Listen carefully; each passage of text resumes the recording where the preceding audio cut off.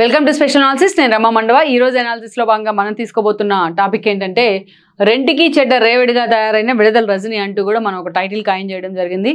ఇక్కడ విడుదల రజనీ గురించి మనం అంత హైలైట్ చేయడానికి కూడా ఒక కారణం ఉంది.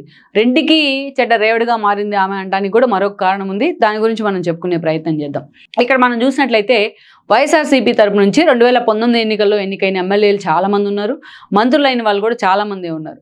బట్ అలాంటి వాళ్ళకి ఎవ్వరికి ఎదురుగాని కాంట్రవర్సీలు అన్నీ కూడా ఈరోజు అధికారాన్ని కోల్పోయాక విడుదల రజనీకి ఎదురవుతూ ఉన్నాయి. అంటే రోజాకి ఎదురవుతున్నప్పటికీ రోజా కొంత ఎగ్జామ్షనల్ కేసు, ఆమె గురించి మనం చాలాసార్లు చెప్పుకున్నాం. బట్ ఆ స్థాయిలో వివాదాలకు కేంద్ర బిందువుగా మారిన వ్యక్తి ఎవరైనా ఉన్నారంటే, రోజా కంటే ఎక్కువగా కొన్ని విషయాల్లో బ్లాక్మెయిల్ లిస్ట్లో ఉన్న వ్యక్తి ఎవరైనా ఉన్నారంటే అది విడుదల రజనీనే. ఈ వీడియో మీకు నచ్చినట్లయితే please share, like and subscribe R24 Telugu. ఆమె ఎమ్మెల్యేగా మంత్రిగా కూడా పనిచేశారు. మనం చూసినట్లయితే ఈవిడ ఎంట్రీ ముందుగా టీడీపీ నుంచే స్టార్ట్ అయింది.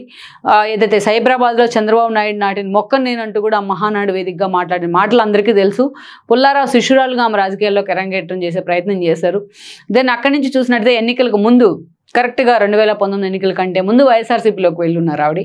తన గురువైన పుల్లారావు మీదే ఆమె పోటీ చేస్తున్నారు. జగన్మోహన్ రెడ్డి చిలుకూరుపేట టికెట్ ఆమెకే ఇవ్వడం జరిగింది. దెన్ ఆవిడ అక్కడి నుంచి ఎమ్మెల్యేగా గెలిచారు. గెలిచిన తర్వాత అక్కడ లోకల్గా ఆమెకి అనేక ఈక్వేషన్స్. ఎందుకంటే అప్పుడు ఎంపీగా నరసరావుపేట ఎంపీగా శ్రీకృష్ణదేవరాయలు ఉన్నారు, లావు శ్రీకృష్ణదేవరాయలు. ఆయన చాలా సౌమ్యుడు అనే పేరుంది, వివాదాలకు దూరంగా ఉంటాడనే పేరుంది. లావు రత్తయ్య, విజ్ఞాన రత్తయ్య కొడుకు కూడా ఆయన.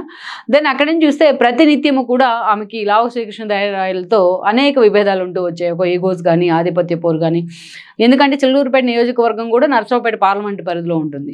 ఏ రివ్యూ చేయాలన్నా, ఏ ఇష్యూ కావాలన్నా ఆమెతో యాక్సెసిబిలిటీ ఉండాల్సి ఉంటుంది శ్రీకృష్ణదేవరాయలకి. బట్ ఎప్పుడూ కూడా ఆయన వ్యతిరేకిస్తూ ఆమె ఎప్పుడూ వార్తల్లో ఉండేవాళ్ళు. మరోవైపు చూసినట్లయితే మర్రి రాజశేఖర్ని పక్కన పెట్టి మరి పాపం 2014లో ఆయన ఓడిపోయారు పుల్లారావు చేతిలో. ఒక సౌమ్యుడు అని పేరుంది ఆయనకు. ఆయన్ని పక్కన పెట్టి మరి జగన్మోహన్ రెడ్డి విడుదల రజనీ వైపు మొగ్గు చూపితే 2019లో. బట్ ఆ మర్రి రాజశేఖర్ని కూడా ఆమె ఎప్పుడూ కూడా వ్యతిరేకిస్తూనే ఉంది. మర్రి రాజశేఖర్ వర్గం వర్సెస్ ఏదైతే విడుదల రజనీ వర్గం అనే ఆధిపత్య పొర అక్కడ నడుస్తూ వచ్చింది. మనం చూసినట్లయితే ఇక ఆమె వన్స్ ఎమ్మెల్యేగా ఉన్నారు. ఎమ్మెల్యే అయినప్పటి నుంచి అనేక రకాలుగా కాన్స్టిట్యున్సీలో ఆమె పేరు చెప్పుకొని గోపి లాంటి వాళ్ళు అనేక రకాలుగా బ్లాక్మెయిల్స్కి, అనేక రకాలుగా దందాలకి తెరదీశారు. ఎప్పుడు ఏదో ఒక రూపంలో విడుదల రజనీ వార్తల్లో ఎక్కుతూనే ఉన్నారు. అంతేకాదు ఆవిడ ఈ ప్రచారాన్ని ఎప్పుడు కూడా ప్రచార ఆర్భాటాలు, పంట పొలాల్లో సైతం ఆమె ఫ్లెక్సీలు, ఇలా ఎప్పుడు కూడా ఆమె వార్తల్లో ఉండేవాళ్ళు. అలాంటి విడుదల రజనీకి జగన్మోహన్ రెడ్డి 2.5 ఏళ్ల తర్వాత తన క్యాబినెట్ ఎక్స్పాన్షన్లో భాగంగా మంత్రి పదవి ఇవ్వడం జరిగింది. ఒకసారి మంత్రి పదవి వచ్చిన తర్వాత ఇక విడుదల రజనీకి అడ్డే లేకుండా పోయింది అన్నట్టు కూడా వ్యవహరిస్తూ వచ్చారు. బ్లాక్మెయిల్ రేంజ్ పెరిగింది, దందాల రేంజ్ పెరిగింది. ఏకంగా శ్రీకృష్ణదేవరాయలు లాంటి వాళ్ళని లెక్క చేయకుండా పక్కన పడేసిన పరిస్థితి ఉంది. ఎంతవరకు వెళ్ళిందంటే ఈ ప్రచార ఆర్భాటం ప్రభుత్వ ఆరోగ్య శాఖ మంత్రి అయ్యి ఉండి కూడా ప్రభుత్వ హాస్పిటల్స్లో రీల్స్ చేసుకునే స్థాయికి ఆమె దిగజారుతున్న పరిస్థితి ఉంది. అంతేకాదు ఇక మర్రి రాజశేఖర్ లాంటి వాళ్ళను, లావు శ్రీకృష్ణదేవరాయలు లాంటి వాళ్ళను లెక్క చేసే సిచ్యువేషన్ అయితే లేదు.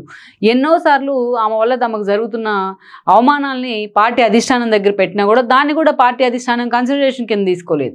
మరోవైపు ఆమెకు సజ్జల రామకృష్ణారెడ్డి అండదండలు పూర్తిగా ఉన్నాయన్న ప్రచారం కూడా ఎప్పటి నుంచో ఉంది.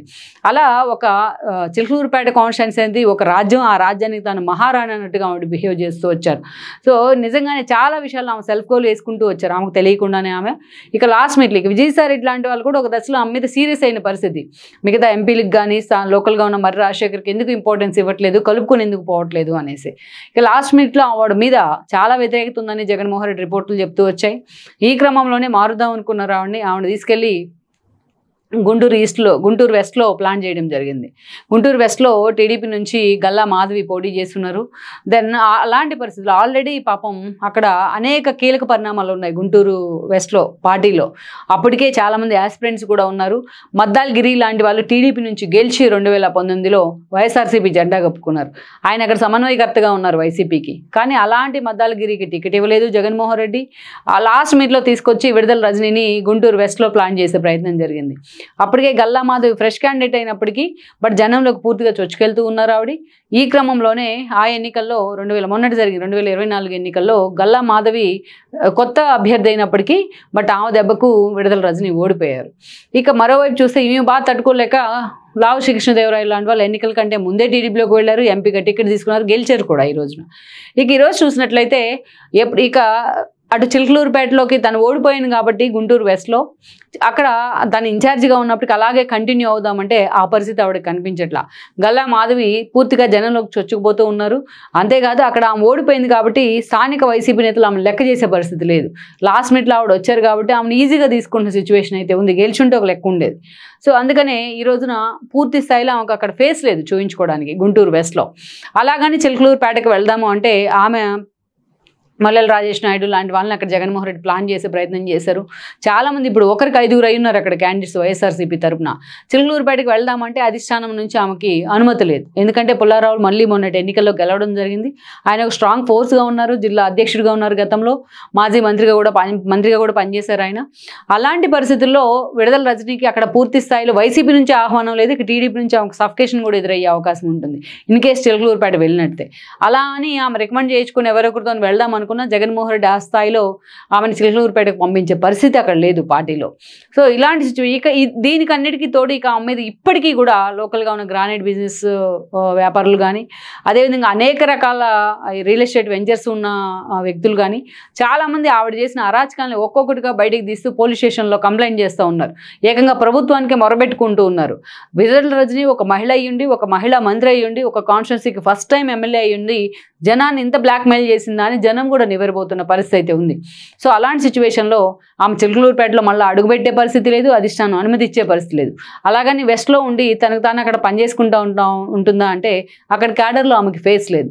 సో అందుకని ఈ రోజున ఏదైతే పూర్తి స్థాయిలో తన స్థాయి ఏంటి అనేది గుర్తించకుండా వెనక ముందు ఆలోచన చేయకుండా ఈరోజు ఆమె చేసుకున్న పని ఆమెకు సెల్ఫ్ గోల్ అని అనుకోవాలి. అందుకే రెండుకి చెడ్డ రేవళ్ళ మారిందని మనం టైటిల్ పెడుతుంది. అటు చిలకలూరుపేట లేదు, ఇటు మొత్తానికి వెస్ట్ లేదు. సో రెండు కాన్స్టిట్యున్సీల్లో ఆమెకు ఫేస్ లేదు.